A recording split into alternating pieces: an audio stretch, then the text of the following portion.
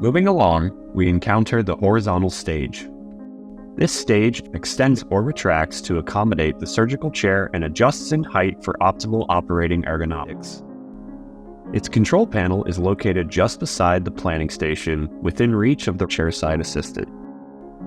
There are two handles located on the front of the horizontal stage. The Yomi robot should only be moved using these labeled handles. This will ensure that Yomi moves as efficiently and safely as possible until the brake is engaged.